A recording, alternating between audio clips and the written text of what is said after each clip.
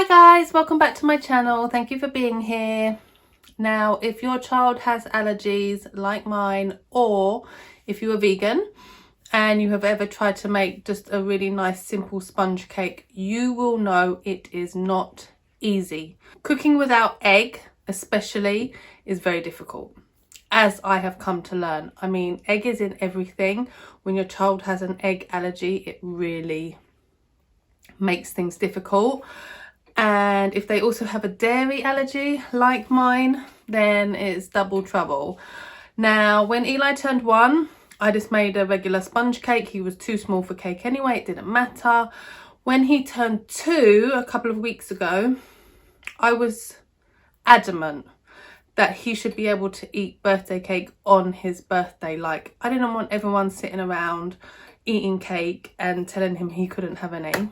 And likewise, I didn't want to make some little rock hard, boring cupcake for him while everyone else enjoyed his birthday cake. So I set about finding the perfect vegan sponge cake. And it was not easy. We tried lots of different things. We tried chia eggs, flax eggs, different combinations, different ratios.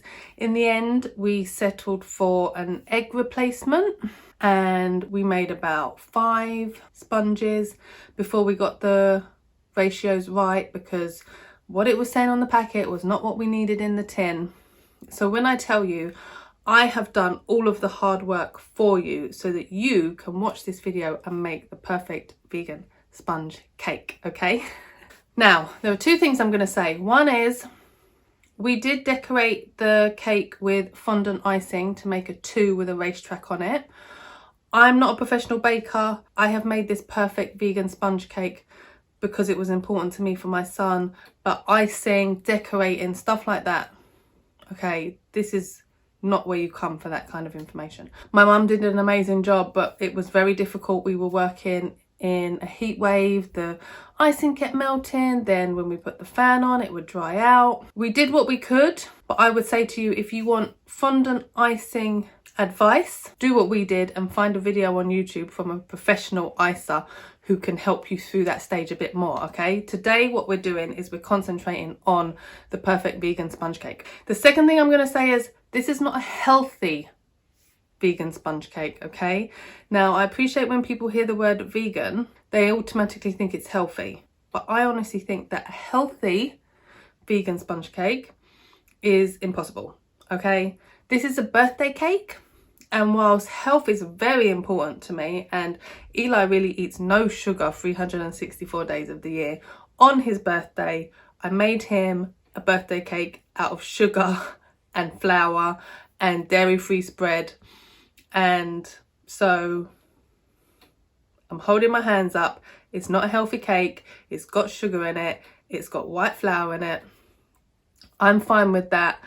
It's his birthday. Birthday should be about eating cake and not worrying about whether or not it's particularly healthy, okay? So if you're looking for a healthy vegan cake, this is not the place for you, I'm sorry. If your child has allergies, do subscribe to my channel, because this is a journey I am going on and I would love for you to join me. Let's do it together.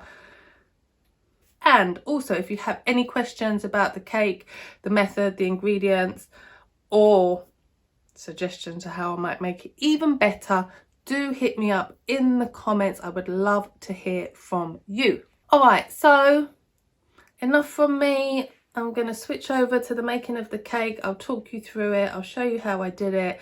You'll see the end result. It's a vegan sponge cake with butter, icing and jam in the middle. Everybody absolutely loved it. It was divine. You could not tell. And the only specialty ingredient you're going to need is the egg replacer. These are the ingredients we're going to use for the cake. So obviously flour, sugar, dairy-free spread, dairy-free milk. This is the egg replacement that we're using. Got that from Holland & Barrett. Some water, vanilla, and then obviously just a weighing scale, mixing bowl, apparatus. This is just for measuring stuff out in. Teaspoon, tablespoon, whisk, wooden spoon. Okay, so the first thing we're going to do is whisk together our sugar and dairy-free spread. So measure out your sugar, 175 grams of caster sugar, remove any lumps, pour that into the bowl, and then move on to your dairy-free spread, measuring out 150 grams of that.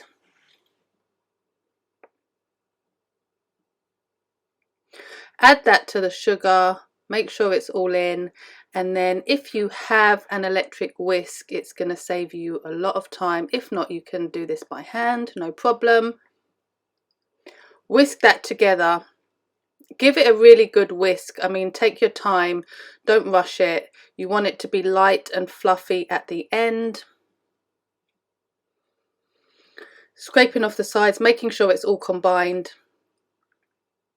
It should look really smooth and creamy by the time you've finished. Okay, so next we're going to make our eggs from the egg replacer. Okay, now you're not going to follow the instructions on the packet because they're completely wrong.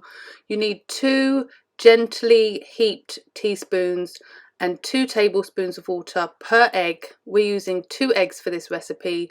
You can see the size of the heap there, so not too big but not flat. I did 4 heaped teaspoons of egg replacer and then added 2 tablespoons of water, and then stirred that together first and then added the remaining water. And then you're going to whisk this again like it's an egg. Again, make sure you're using all of the egg replacer because there's not much of it and you want to get it all in. But give it a good whisk as if it was an egg. It's not going to form stiff peaks. It's going to end up kind of light and frothy, but you do want to spend your time really whisking it together and making sure it's really combined and as frothy as you can possibly get it. Now you can see there's light bubbles. It kind of looks like egg white, but not quite after all that whisking. Give it another go if you feel like it could be a bit more frothy, and then if you have a spatula, use it now. I actually don't, and you really want to get all of the egg replacer out of the bowl because, as I said, there's really not much of it, so you don't want to leave anything behind. I used a knife and just scraped around the edges, but yeah, really try to get all of that egg replacer out of the bowl.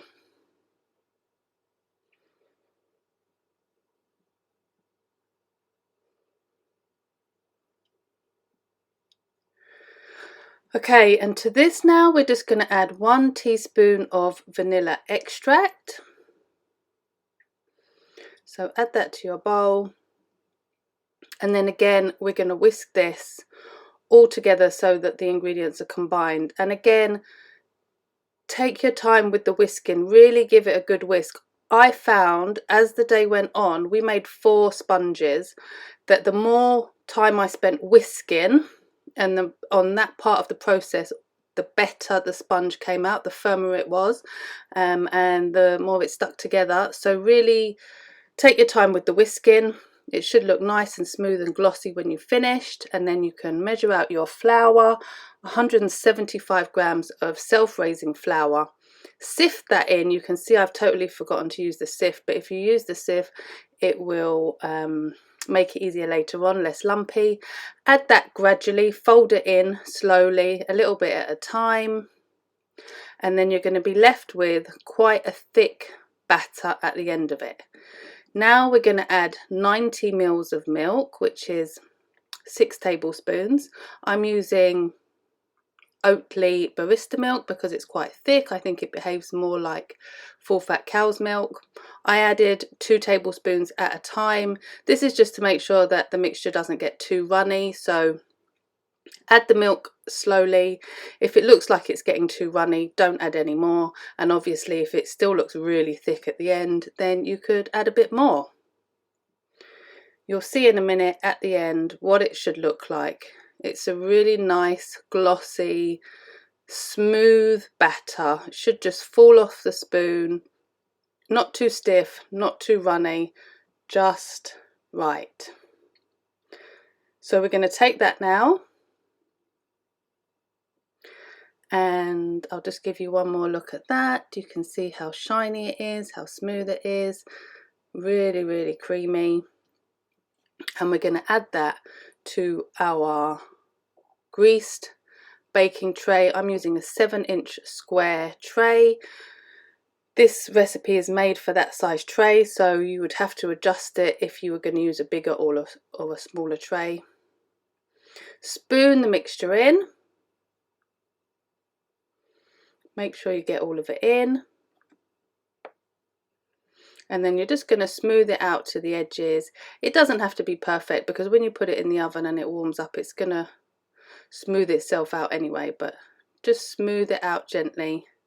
And there we have it, guys, ready to go into the oven at 180 degrees for 38 minutes. And this is the end result, a really nice sponge, kind of springy to touch. Make sure it's cooked through with a skewer. But yeah, looking good. So we used buttercream icing and filling. Now, depending on how big your cake is, we made a lot of icing because we were going to cover the cake as well. If you only need it for the middle part, if you're going to make just like a Victoria sponge, then you'll need a lot less than this. But we made 250 grams of dairy-free spread with 500 grams of icing sugar. And as you can see from some of the cakes, we did have a little bit of an accident with some of the cakes, but this last one you can see here on the bottom is the one I've just made with you now, and you can see it's come out absolutely perfectly. So we did a buttercream and jam filling, which really helped to just set the cake off really nicely. And then everything from here on in is really about decoration. So it's really going to come down to your own personal preference. Do you want just a standard cake with some icing on it? Do you want to try and go all out like we did? In which case it's going to take you a little bit longer. You have to cover the whole cake with buttercream icing and then smooth it down with a wet knife, getting ready for the fondant icing. And as you can see here, the fondant icing went on just about. We had a bit of a drama with it, and then my mum is just decorating the cake. We're going for a racetrack, so we have some grey fondant icing on there, and she's putting on green coloured buttercream and desiccated coconut to make grass. She's made some rocks out of the fondant icing, and she's bought some little flowers to add on top.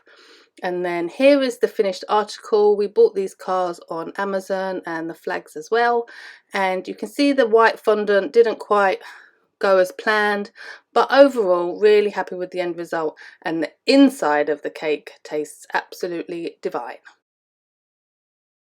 Okay, so there you have it. Perfect vegan sponge cake.